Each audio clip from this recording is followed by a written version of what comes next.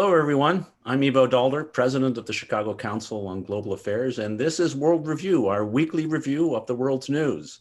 And joining us this week is Carla Robbins, former journalist with the Wall Street Journal, New York Times, currently an adjunct senior fellow at the Council on Foreign Relations and the faculty director at the Marx School of Public and International Affairs. Carla, wonderful to have you.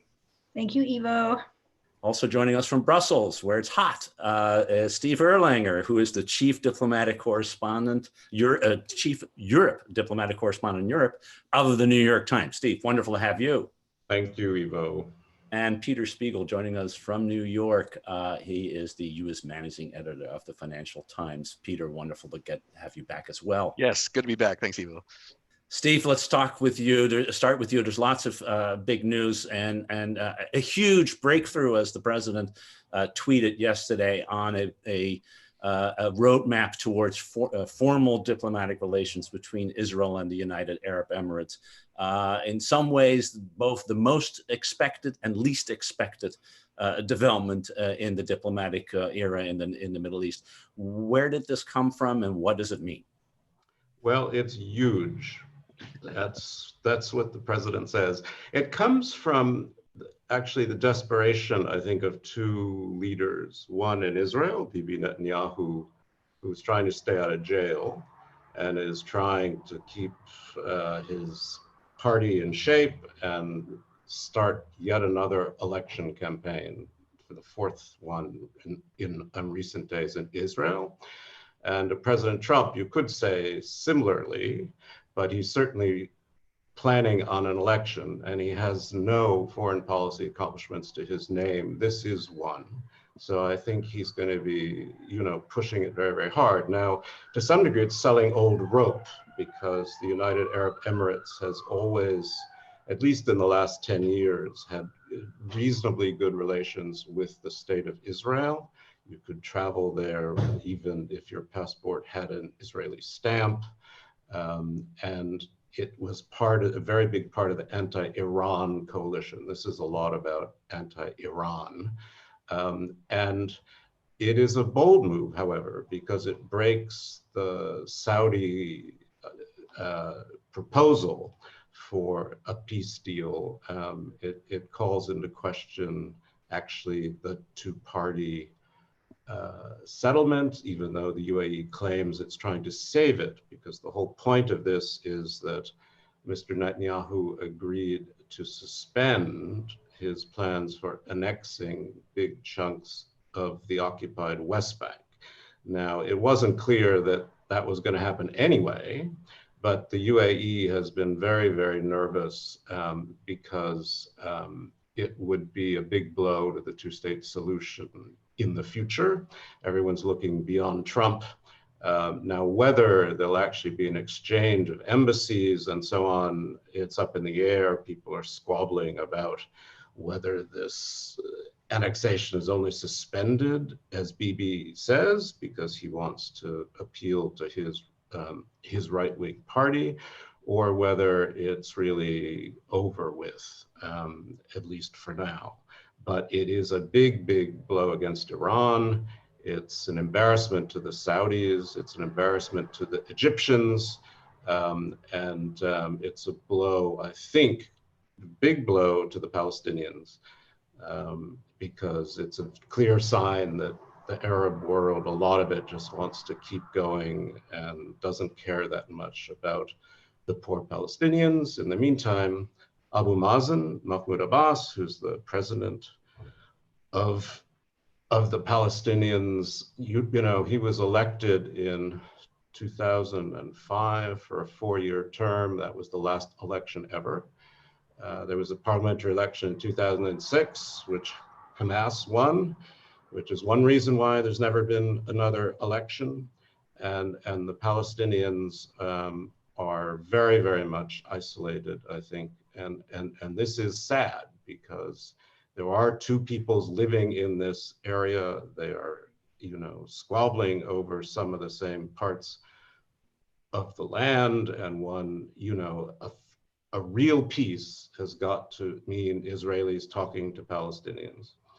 But it's an interesting move. It's important. It's politically important. And I'm sure Mr. Trump will make a lot out of it in the election campaign.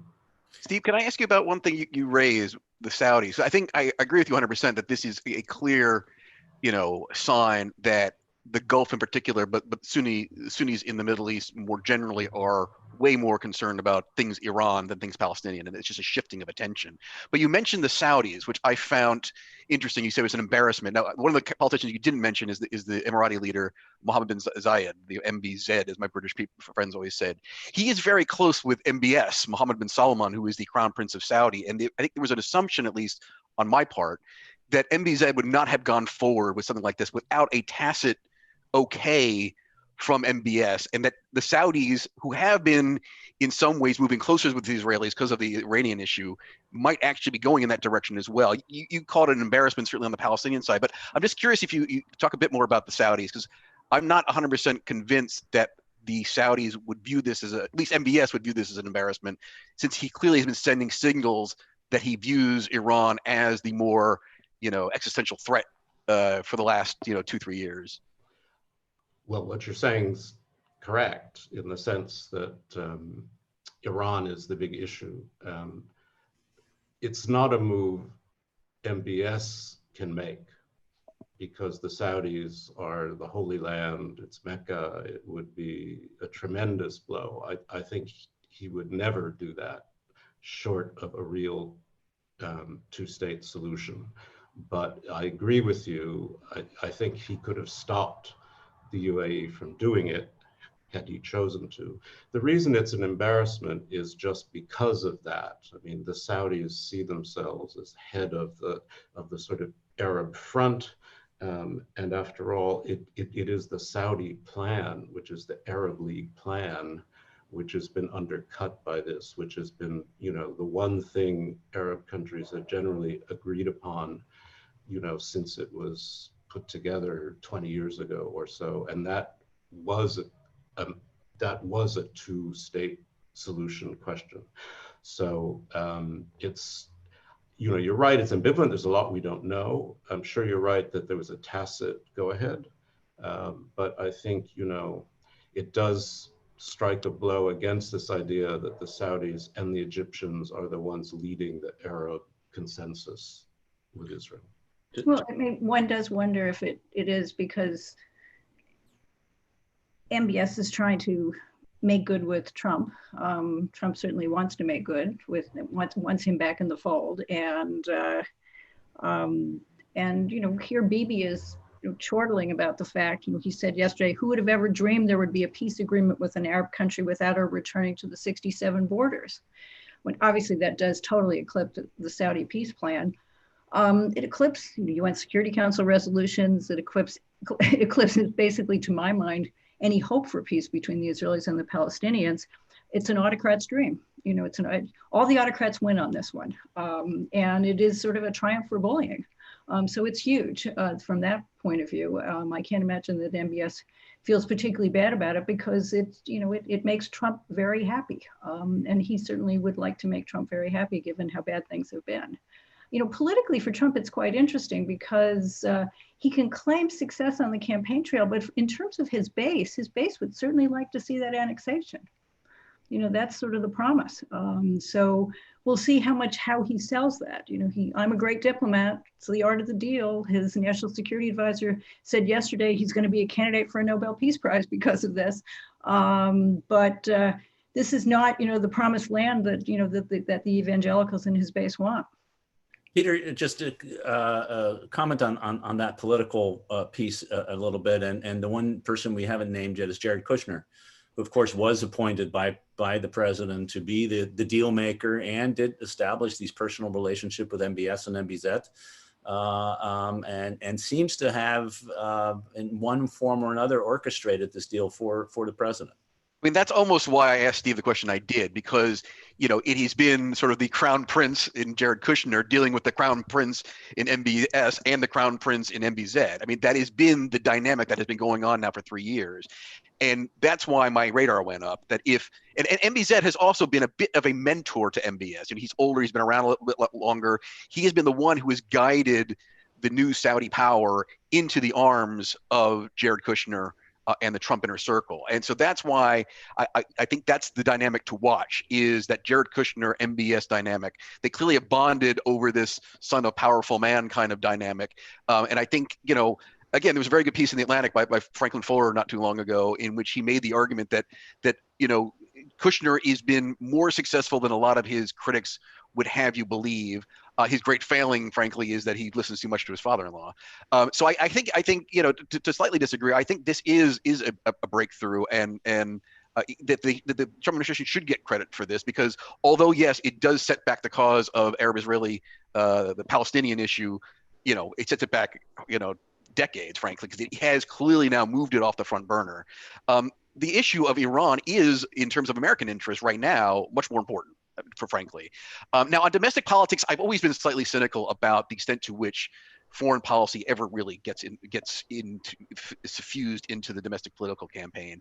To be honest with you, Carla, I think you're right in terms of those who would like annexation, particularly the Sheldon Adelsons of the world. But do they, as a Jew myself, I can say this, right? Does New York is not in play? California is not in play. These are not places where you're going to get a huge upsurge of sort of Jewish voter outrage that's going to affect the general election. Again, even the evangelicals, if you really look at Texas or some of the southern states which have come into play, is that really going to be where they're going to move on Trump? There are other issues out there, I think. So I guess I'm less convinced that this is going to be an issue in the general election in November. I think, frankly, we'll forget about it. But I think it does give Trump a bit of what he wanted, which is some foreign policy bona fides to say, if it wasn't for me, this would never have happened. In that respect, it does give him some accomplishments at a time when the economy's in collapsing, the coronavirus is resurging. It gives him one bright spot to point to, and in that extent, I guess it helps him a bit. But I don't think it's going to be play a huge role in the. It is a big deal for Bibi Netanyahu, though. I mean, this reminds everyone that he's been playing this long game. The left, what's left of it in Israel, has always argued, no, we have to do a deal with the Palestinians first. And this is a kind of proof, at least, that that's really not necessary, that Israel plays a regional role that transcends this whole issue. I mean, a lot of it, of course, depends also on what happens next. And there's a lot of claiming going on here about how big or how small it's going to be. I mean, if Oman and Bahrain follow, then it really will be huge. If the definition of what has been committed turns out to be less, which has happened once before on this, then it will be less huge. I think as I said, I think it's an autocrat's dream. I mean, I think it's a huge setback ultimately for peace between Israelis and Palestinians. And if Biden wins, this is a very interesting question. You've created facts on the ground on is this, and given the fact that the polling in Israel is so against a negotiated peace itself, Biden can start pushing for two-based settlement, and people are going to say, but look, everybody wants to, they just want to trade technology. They just want to deal with Israel. Let's just ignore the Palestinians. They can't get their act together, which also raises a very interesting question. It does, though, on the other hand, the issue of annexation now is in a different place than it was 48 hours ago. I mean, it was the Trump administration that put annexation as part of its peace plan on the table. It then used the disquiet, in fact, expressed publicly by the UAE on annexation to get this deal, and said, Bibi, rather than moving forward with annexation, how about you suspend, which, suspension tends to, on the one hand, can be time limited. On the other hand, a suspension can be forever as well, in return for that other thing that you've wanted, which is closer relationship with Gulf states. And in that sense, Kushner may have created leverage with putting annexation on the table that allowed the deal to come forward, which I think is an interesting possibility, and sort of shows that there may be more sort of to the ability of the United States to be still a major player in the Middle East than we thought was likely. But with that, let me move to the next big topic. About a week ago, the intelligence community publicly, Carla, announced that foreign governments, in this case, none of the ones that we're talking about, at least they weren't on the list. Sorry about that. Gee, I turn it off, but it still comes towards you. It's the intelligence community calling. I think the moment I mentioned the word foreign interference in our webcast here, yeah. Just don't say the word bomb. You'll be fine. Or Jared Kushner. Carla. So Russia, China, and Iran were mentioned as actors, outside actors. Not in that order. Not in that order. I think it was well, whatever order it was. So that's up over to you. But this is bound to be a big issue in the next 80, 82, 83 days, and maybe beyond. As in fact, foreign interference has been an issue in the 2016 election that we're still living with today. So you were going to be shocked to discover that there is meddling in the election, and so the Office of the Director of National Intelligence, which is now a wholly owned subsidiary of the White House, released a very carefully crafted "there are bad people on all sides" statement. And while the real meat of the statement, such as it was, pointed to a smear campaign against Vice President Biden, specifically calling out the role of Andrei Derkach, who is a member of Ukraine's parliament, a graduate of the FSB Academy, and a favorite of Rudy Giuliani's. The statement also expressed concern about China and Iran, which it said wanted to see Trump lose. And it's really interesting because the way this statement was crafted is it mentioned China first. So it turned into one of these classic sort of whataboutism thing. Yeah, the Russians want to see Biden lose and Trump win, but what about China? You know, what about China? They want to see Trump lose. What about Iran? They want to see Trump lose. And so I have three takeaways from this. First, the statement to me, and I'm very chilled by this, shows us again how much the pressure the intelligence community is under from the White House to pull its punches on Russian election interference. And that is a very bad thing going into this. Second, this isn't over. I know I mention this every time I'm on. Barr's investigation of the investigators is going on with the goal of discrediting the Mueller report and the 2017 intelligence finding. Watch this space. Expect this is going to be yet another surprise coming out. And I will be very surprised if it isn't conveniently released, in a few weeks before the election. And third, and I think this is really an important point, I think at this point, we need to be at least as, if not more, concerned about domestic disinformation going into this. The Russians concede the clouds, but basically, unless there's a major hack, they don't have to do a lot at this point. There is so much disinformation out there, and this White House is playing in such a big way in pushing disinformation that it gets easier and easier and easier to play. Yesterday is a perfect example of this, in which the president is pushing out new birtherism and suggesting the lie that Kamala Harris, who was born in Oakland, California, isn't eligible to run because her parents are immigrants. And so, yes, the Russians are in the game itself, but we're in the game, and this White House is in the game even more so. So those are my big takeaways from this. Yeah, Steve's newspaper had two very good pieces on those very points. One, they documented how one of the videos purporting to show protesters in Portland burning a Bible was actually Russian disinformation, the first great video of the 2020 cycle that has successfully gone viral because of Russian propaganda. But the other one I'm thinking of is this, as you pointed out, this cowering of the intelligence community, that they're all now afraid to speak truth to power because they'll get sacked, they'll get, their careers will be ruined. And what that says about our ability to fight these things is, as you said, chilling. And I think those are the two things that I took away most as well, which is we are doing this to ourselves. We are helping. And this was, one of the lessons that Mueller tried to pass on during his testimony on the Hill. And actually some of those who left including Fiona Hill, who left the administration, tried to warn us, we are our own worst enemies. We are repeating and echoing Russian propaganda in this regard. And it is chilling in particular because, as you said, it seems to, the White House seems to have, the Trump campaign seems to believe this serves their purposes, so they're going to push into it, and it is chilling.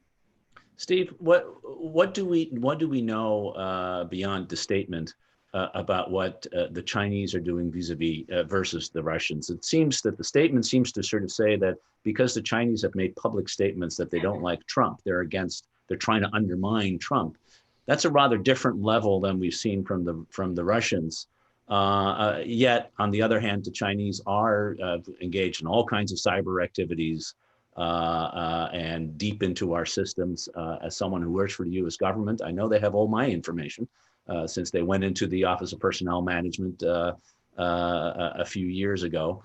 What do we know about the relative sort of on the cyber side that might really influence our election in a truly remarkable way, not just in terms of disinformation and defeating ourselves, but actually affecting the outcome of the election?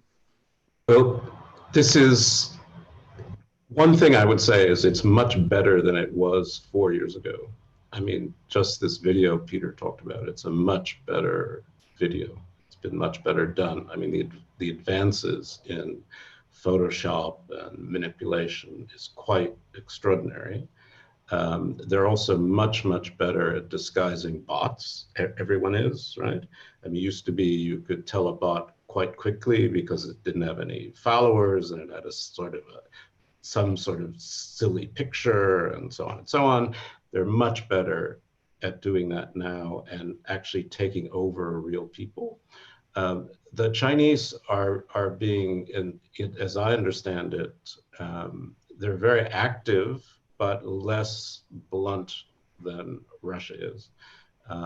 They have not been very good at this for a long time. They're following the Russian model, but not as well. The big question which you raise, which Trump raises too, frankly, sometimes, is, you know, who will be able to manipulate a count? What worries me in a way is how this anxiety that's already building about how the election will be run and how the votes will be counted and how soon it will take to count them and how reliable they'll be and whether Trump will leave office happily or not. This is the kind of internal anxiety, much as Carla said, that is being exploited and amplified. And it's being amplified on the left as well as on the right.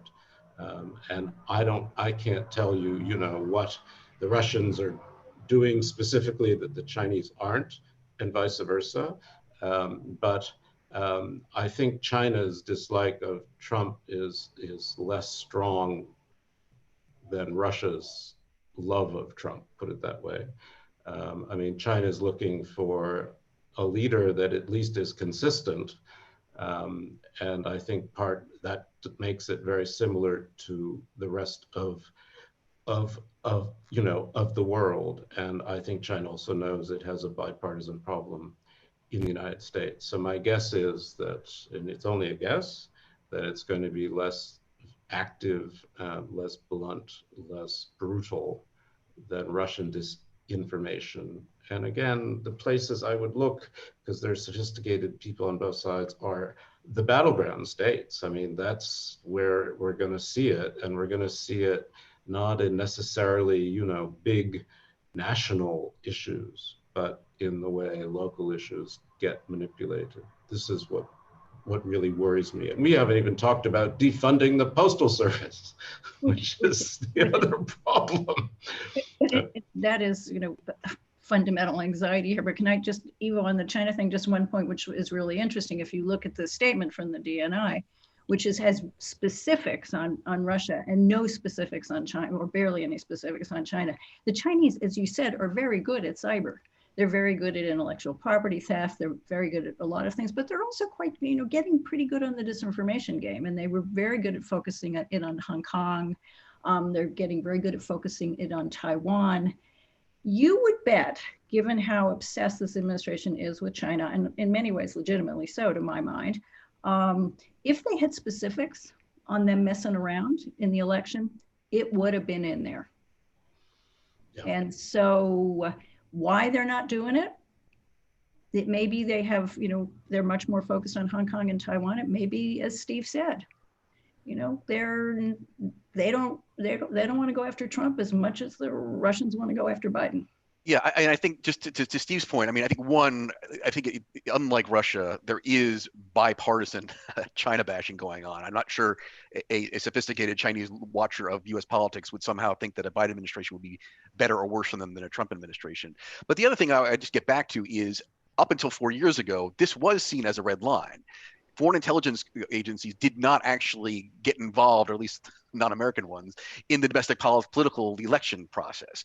And even if we remember back, some of the reporting from the Mueller report, there was some reluctance within the Russian system about crossing that red line. And I think the Chinese in particular have a bit more of a long view here. The Russians clearly want to sow chaos. They're frankly, in classic political science, they are no longer status quo power. They want to change the status quo. I think the Chinese now see themselves as emerging as a status quo power, and therefore I think they're very careful not to cross some of these red lines. In Hong Kong, obviously something different, but I think they've been much better at some of the more traditional forms, the Confucius centers, much more traditional forms of propaganda, and I think they've drawn a bit of a line of interfering directly into American elections, and I think that's why you've seen some of the reluctance there.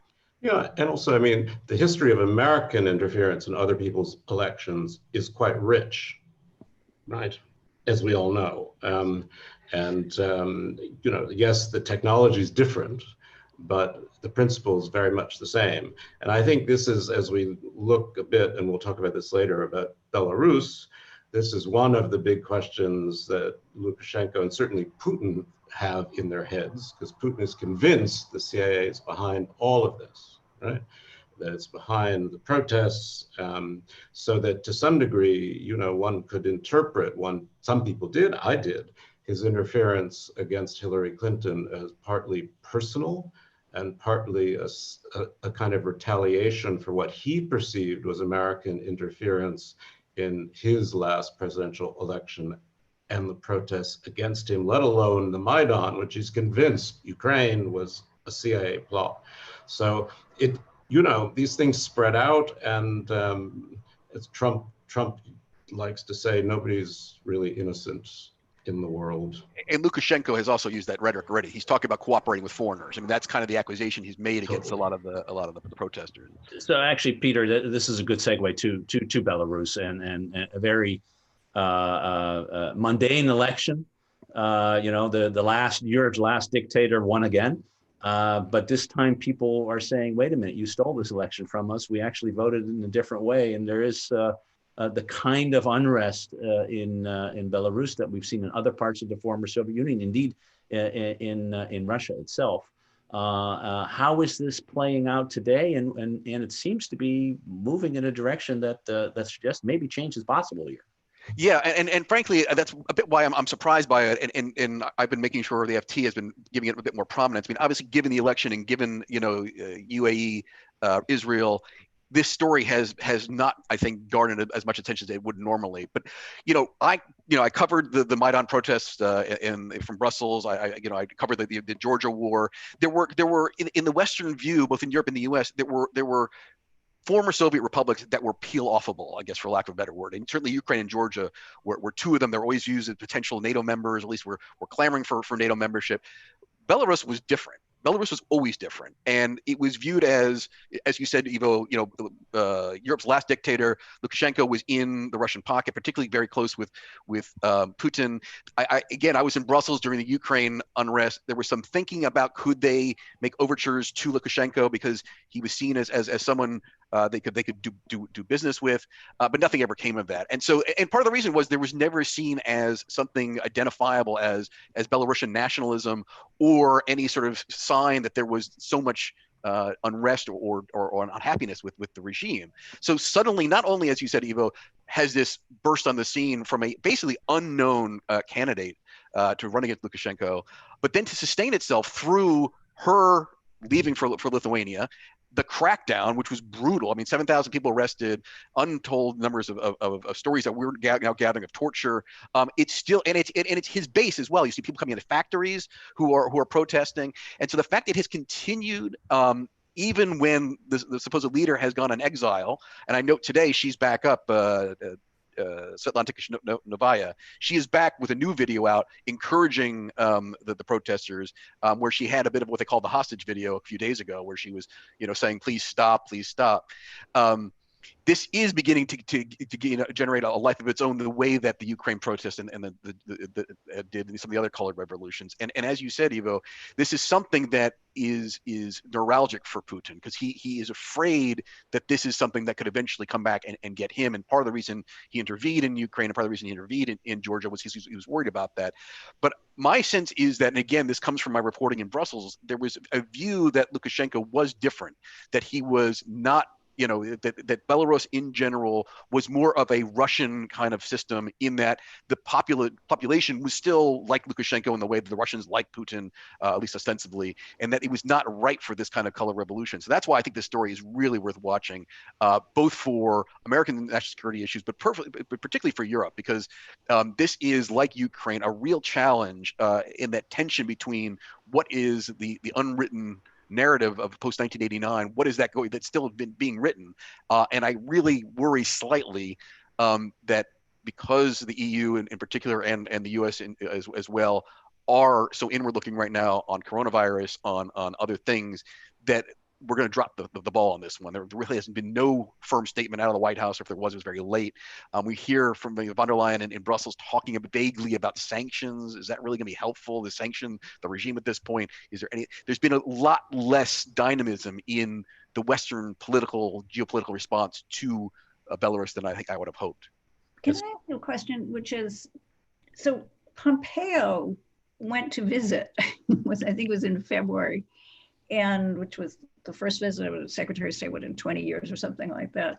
And then he offered to supply 100% of Belarus's oil in an attempt to somehow break Belarus off from Russia. What was going on there? Yeah, that's a very good question. And it's been there, both in the US and the EU, there's been an off again, on again view about whether Lukashenko was, again, peel-offable. And I think those who watch very closely would say he's an opportunist. If he needs something— Pompeo or Lukashenko? No, Lukashenko. If Lukashenko needs something, he will dangle in front of the US or in front of Brussels. Oh gosh, that Putin guy, I'm not sure I really like him. How about you help me out with X, Y, or Z? And, for the right reasons, both Washington and Brussels show up and try to give him aid and get what he needs, and then he goes back into the Russian sphere of influence. So I think he's incredibly opportunistic in that regard. At this point, I think the question is, within the EU, what was interesting about the EU is within the EU you have obviously Lithuanians in particular, out of nowhere have taken a lead on this. The Poles, you have non-traditional global powers that have been able to pull the EU into a dynamic where they get much more involved than perhaps the old Franco-German axis would have liked. You saw that with Ukraine, where the Poles in particular, they're part of the Minsk process. The Brits weren't. The Poles were more important on a global, Europe's most important geopolitical issue in decades than the Brits were, which I don't think we would have said 10, 20 years ago. And I think again you're seeing the Lithuanians, some of these new emerging democracies in Central Eastern Europe, because they are inside the tent of the EU, are driving the EU discussion here. And I think that's an interesting dynamic to watch, because if the Poles, if the Baltics are able to throw their weight around a little bit more at a time the French and the Germans are sort of somewhere more inward looking, that's going to force the West to engage more on this issue, and something that right now Pompeo doesn't seem to be doing, and the US doesn't seem to be doing. Steve, this issue is right now being discussed among EU foreign ministers. Von der Leyen tweeted earlier on that it was time for sanctions. Although, as Peter says, not sure what that does, but this dynamic of Poland and of course the Baltic states, Lithuania, which is where the opposition leader has fled to or was exiled to, whatever combination you want to take.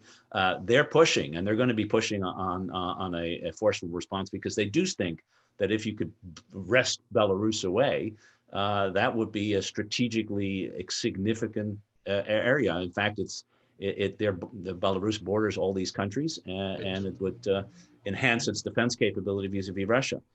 So how do you see this happening, developing in the internal dynamic in the EU? I think this is a big dilemma for the European Union, because they look at Ukraine, they blew Ukraine, right? I mean, this was part of the Eastern Partnership, and they didn't understand what it meant to Putin. I don't think anybody has any illusions right now of what this means to Vladimir Putin, who's going to be in power for the rest of his life. right? So the risk of violence, the risk of a real crackdown, the risk of troops moving onto the street helped by Russia, this is a real concern. And the concern is, much like the US in Hungary in '56, is don't promise too much or you're going to embarrass yourself. What can you do? There are sanctions in place already on Belarus. They were lifted a bit to try to attract Lukashenko to a more decent trading relationship. They were about rule of law. Those could be reimposed, but I think the European Union will again, look a little bit lame. There's a big problem in its neighborhood. There are people who are saying, help us. And there's not a hell of a lot, I don't believe, they're going to be able to do. Now, they can sanction people all they want, it's fine. But they can, offer asylum to people, which they're doing. They can help, civil society groups. But, no one's going to go marching in. I mean, if there's a revolution in Minsk, that's one thing. But if there's a big crackdown by the Oman, helped quietly by Moscow, I think people will be very embarrassed. This is a great potential for embarrassment. So we'll see what comes out of this informal foreign ministers meeting. They have a lot to talk about. They're also worried about what's going on in the Eastern Mediterranean. They've got a lot of problems. I think there are a number of people, actually a number of foreign ministers have their fingers crossed that things calm down in Belarus. It's easier that way, but they can't say so. But what worries me is, again, this is a big European Union. It's a lot of different views. It doesn't want to commit itself, and commit itself to what exactly? Sanctions tend to be the usual fallback, so I suppose that's what we'll get. I'm not sure we'll get them today, however. What is interesting to me most, and frankly, Ivo, you experienced it firsthand when you were at NATO, is, the EU and NATO likes to talk about, Europe free, whole, and united. But the fact of the matter is, there are different interests here. And if we were to treat the Poles and the Baltics as, allies and first-class allies at that, and equivalents of the French and our traditional allies both within NATO and the original EU package, then the interests of the Baltics and the Poles have to be taken into consideration. And I think I remember just explicitly, vividly, the anger with which the Poles and the Baltics would talk when they heard the American accent. The French look down on us. Juncker looks down on us. We're not treated like first-class nations in some of these forums when we express our concerns. I've been to the Lithuanian-Belarusian border. I mean, it's a NATO border, and they feel that as a NATO ally and as a member of the EU, that they are calling on their new ally to back them up on this thing and be much more proactive in terms of helping the opposition within Belarus, and almost like the Venezuelans were during the uprising there. And they get very angry when the French, and frankly even the Americans in this case, aren't more active. And so I think that's a dynamic that's really worth watching, because I think it really does have a risk of splitting both the EU and NATO along these lines. Because if the West, by which I mean the traditional old school Cold War era allies, aren't willing to sort of stand up with their new allies in the East, they begin to ask themselves, well, why are we in these alliances? And you start seeing the nationalists in Poland, the nationalists in Hungary beginning to sell lines that the West is not really going to be there for us. Maybe we should be looking more East. Right? I mean, you're absolutely right about that. The big question, and this is the thing that everyone struggles with, is stand up and do what exactly? Yeah, that's true. And I think the dynamic that up till this point has sort of driven this would be the United States actually taking the side of the Baltic states and the Poles and saying, yes, we need to take this seriously. That would have been the dynamic in the past 25 or so years. And Carla, the Secretary of State of the United States of America is today in Europe. But I gather he's spending time in Austria rather than trying to say, how are we going to marshal the resources, economic, political, diplomatic, presumably not military, to try to influence the situation there. That's what secretaries of states generally do. Not happening. Do you see it happen? What do you think? he did have a press conference today, and he did express concern. But that's about as far as one can expect. They're just not their thing. It's really, which is why I was so intrigued by the move in the first place to go there in the first place. I wasn't exactly sure what three-dimensional chess he thought he was playing there in the first place, but they're not. They don't like the EU to begin with, so I can't really imagine them making common cause to move things forward. I mean, Trump sees the EU as a hostile alliance.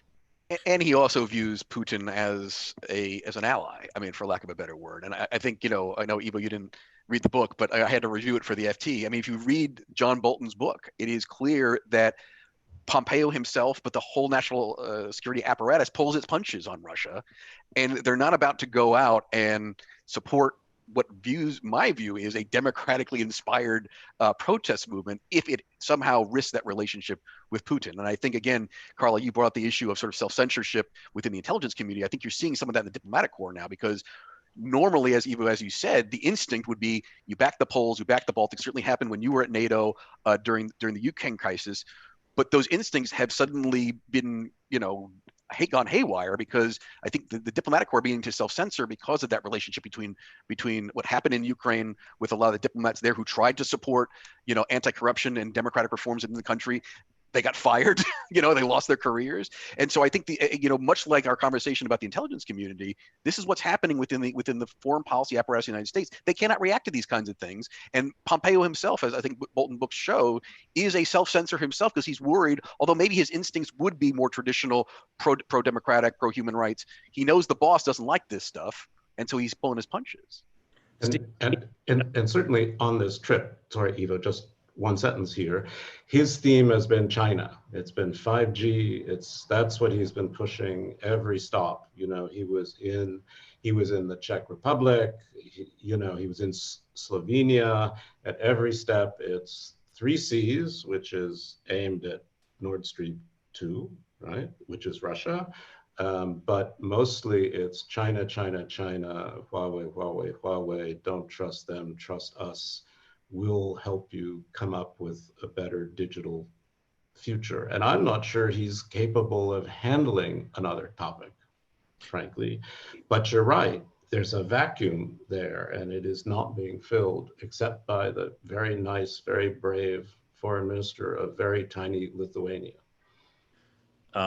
Who was a remarkable human being. He was my counterpart when he was a NATO ambassador, Foreign Minister Likovicius.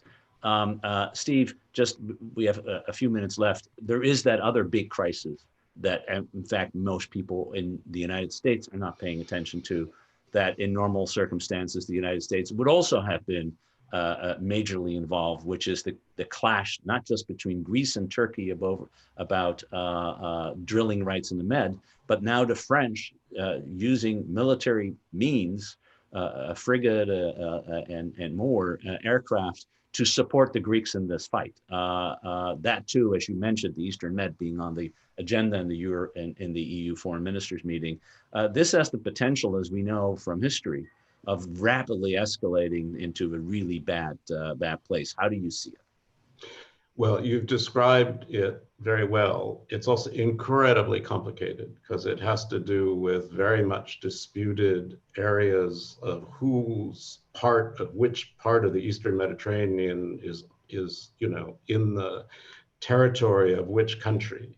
And the Turks, who get very upset by having a little Greek island very close to them, which means that the Greeks are claiming all of this territory, are being much more aggressive about their national interests, being much more aggressive inside NATO, much more aggressive inside the Eastern Mediterranean. There have been big gas deposits that were found, and a deal was done by the Cypriots and the Greeks and the Israelis cutting out the Turks, which infuriated the Turks.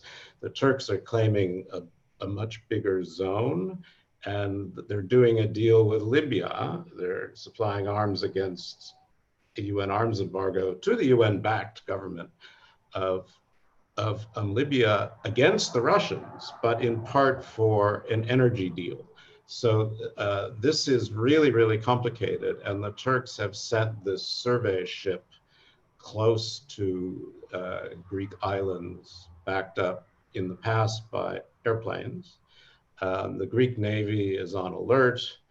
The French have come to help the Greeks, and Chancellor Angela Merkel, as she often does, is the one trying to get everybody on the phone to calm down and talk. But there is a potential, needless to say, I think not actually softened by French intervention, of a real military clash here. And again, the tragedy, as you know well, Ivo, is these are all NATO allies. Well, unfortunately, we run out of time, but I know that we can get, this issue is not going to go away. None of these issues are going to go away. Next week, if tune in to World Review, we'll review how it has evolved. In the meantime, I want to thank Steve Erlanger, Carla and Robbins, Peter Spiegel, all three of you for yet another insightful and interesting conversation about a set of really tough but important topics. This was World Review. Thanks all for joining, and have a great weekend. See you soon. Thank you. Thanks. Bye-bye.